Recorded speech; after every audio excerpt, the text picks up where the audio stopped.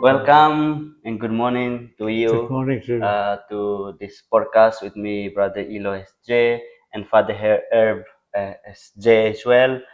He's staying here for many, many years already. So today we are going to talk about why we celebrate the Christmas. To know about the meaning of Christmas, let us listen to him, insights and knowledge and reflection about why do we Christians celebrate Christmas. So, Father, once again, good morning and welcome. Good morning to you again.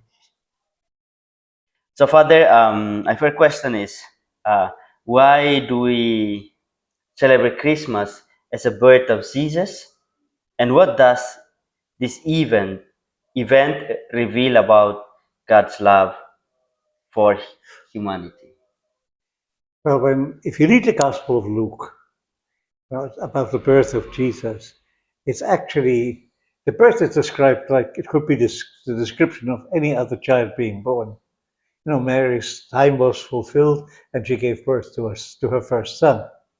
But when the announcement of that is made to the shepherds by the angels, we the angels say that I proclaim good news to you, news of great joy, because today has been born for you a Savior who is Christ the Lord.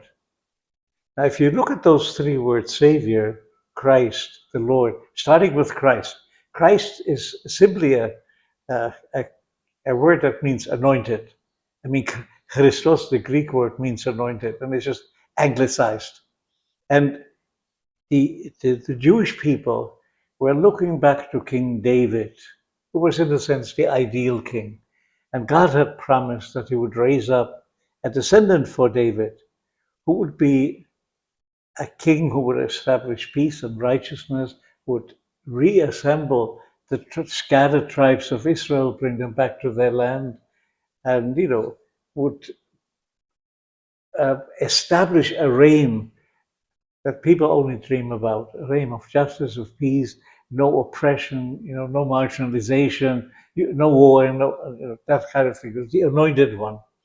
And and then who's Christ the Lord? Lord is, in a sense, the title of Caesar Augustus, the Lord of the world as it was known then. And the gospel is saying it's not that man in Rome who has the armies and the power and everything else, but it is this child born in a small, unimportant town in the most unimportant province of the Roman Empire, who is really the Lord of the universe, of the whole known world. And then Savior. What does he save us from? I think it's not uh, just from sin or not just from death, but he's also saving us from the health that we have created ourselves, from the addictions, for the result of our hatred, uh, uh, the health of our pride and so forth, that he gives us the chance to start life over again and live it in a different way that will really lead to fulfillment and to peace and to life in all its fullness. So we look back to that event that happened 2,000 years ago, and we celebrate it again because as we open our heart and mind to to to this child that's born, the Lord Himself can continue to transform our own life and communicate His joy and peace to each and every one of us. So, Father, how does Christmas reminds us of the values of hope, peace, joy, and love in our daily lives? But even if you just take it on I mean, in a purely secular thing, non-religious sense, the birth of a child is always a sign of hope. It's a beginning of a new life. Life continues. So irrespective of the situation or surrounding, it's by itself already a sign of hope. But when you take the words of the angel I mentioned earlier, of who this child is, then it's kind of like the whole hope of the world rests on that child.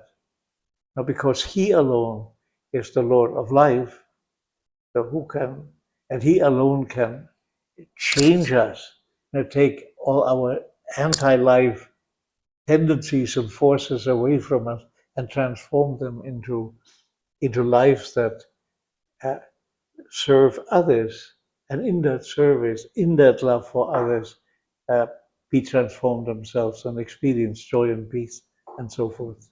So, so in what ways does celebrating Christmas strengthen our faith and trust in God's saving plan, Father? Well, if you look at the street signs and the shopping malls, and so Christmas celebrates making money. Mm-hmm. In spite of the billets and the things that you find in stores as well, the emphasis is on the cash register, not on anything else. But when we celebrate Christmas, we say equivalently that the final word is not commercialism, it's not oppression, it's not exploitation, it's not stepping on others to get ahead, but the primary purpose of life is giving of oneself, you know, in following the example of God Himself, who gave Himself, I mean, in the most powerless way you can imagine, as a newborn child, and not born in the palaces of Rome, but born, I mean, laid Mm-hmm. in a manger in a stable. So, why Christmas is important for families and communities in building unity, generosity, and compassion for us, Father? Well, what I've already mentioned, if, if for example, if you take the letter to the Philippians, Paul's letter to the Philippians, chapter 2, verse 6 to 11, it basically kind of like describes Christmas, but in a different way. It says that Jesus Christ did not cling to divinity, although it was his by right, but he emptied himself and took on the form of a slave. He became a human being. But not only that, he kind of like also let go of any power or influence and humbled himself, and then died the death of a slave on a cross. And I think what Paul is saying through the hymn and what Jesus is teaching us is that the way to life is the way of giving ourselves and serving one another. If we celebrate Christmas in the family, I mean, even with the exchange of gifts, we say, I love you and I'm there for you and you can count on me. I will be present in your life. No, we are celebrating the great gift of God, and we beg for the grace and the strength to imitate it in our own limited way. So, how does celebration of Christmas challenge us to live out Christ's message beyond the seasons? Well, I mean, one of the things is that uh, if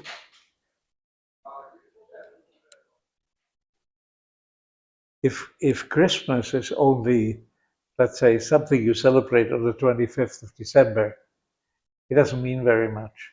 But where the what we celebrate on December 25th, Christmas Day, we want to bring that into every day of the year. That opens up after December 25. So just like God gave Himself completely and totally, in Jesus Christ to us, so we want to give ourselves in love and service and dedication to the people who make up, for whom we are responsible, with whom our life is related, etc.